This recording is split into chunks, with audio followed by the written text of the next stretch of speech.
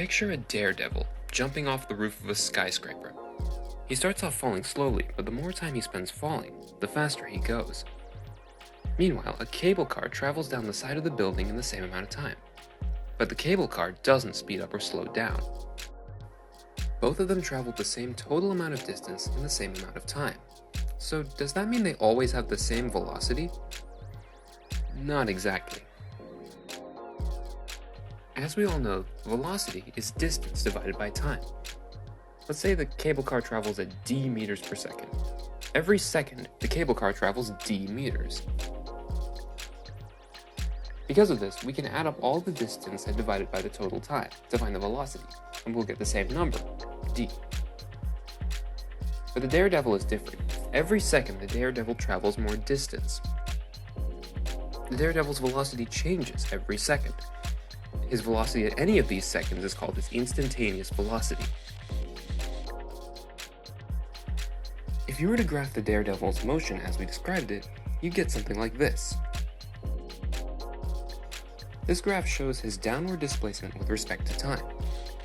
Displacement is the y-axis, time is the x-axis, and displacement is measured in units of d.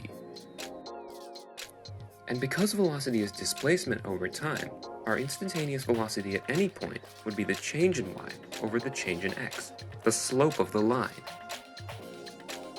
But if you really did jump off the top of a skyscraper, it probably wouldn't look like that. When something is falling, it doesn't just sharply gain speed at the end of each second. It'd look more like this. The slope of this graph keeps changing throughout. Every point on this graph has a different slope. Every instant of the daredevil's fall, he travels at a different velocity. But what is an instant?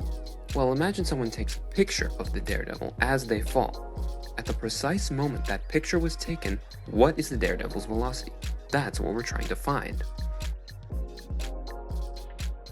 And when we think of velocity, we think of it as change in distance over change in time. But we already know that won't work for the daredevil. If we try to find his velocity at a specific point in time, then there would be no change in time. The bottom half of the fraction would be 0, and the fraction would be undefined. But if I were to plot a second point on this graph, and then move it closer and closer to the first point, the slope of the line created by these 2 points would get closer and closer to the instantaneous velocity, aka the slope of the tangent line.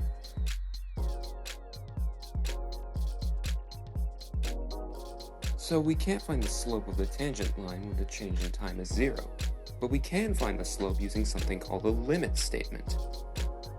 This basically says as x gets closer and closer to 1, f of x gets closer and closer to 2. Now let's use it. Let's say the daredevil's displacement is given by the function v of x, which is equal to x squared. We'll plot 2 points on this graph, one with the x-coordinate of 1, and the other with an x-coordinate of 1 plus a random number. Let's call it h. Here I set h is equal to 1, but the point is, as h gets closer and closer to 0, the points will get closer to each other. And the slope between these 2 points is just the change in displacement over the change in time. Keep in mind that the change in time would just be h. For the displacement, we'd plug the x values into the function v of x and subtract 1 from the other. That'd give us v of 1 plus h minus v of 1.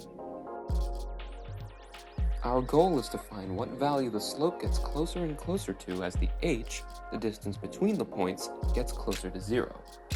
So our limit statement would be as h gets closer to 0, and then the change in y over the change in x.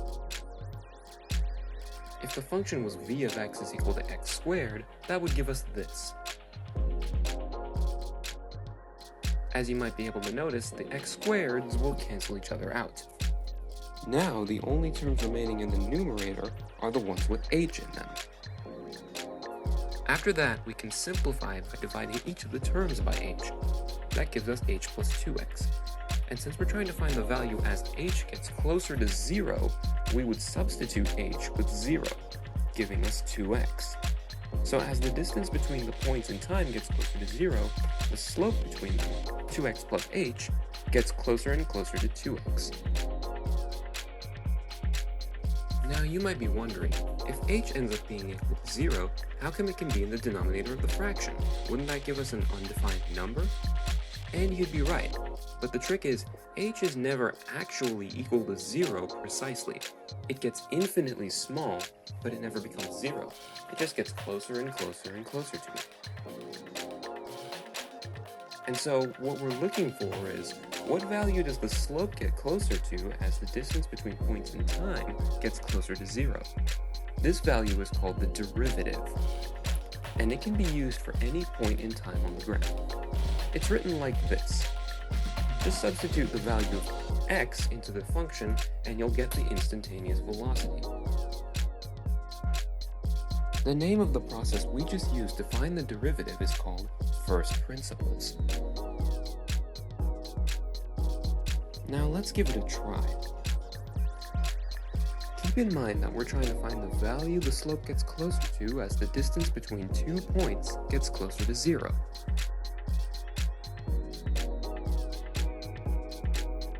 First, we'll substitute f of x for 1/3 x cubed, and f of x plus h to be 1/3 x plus h cubed. Then we'll expand x plus h cubed to get this big polynomial. After that, the terms that only have x in them and don't have h will cancel each other out.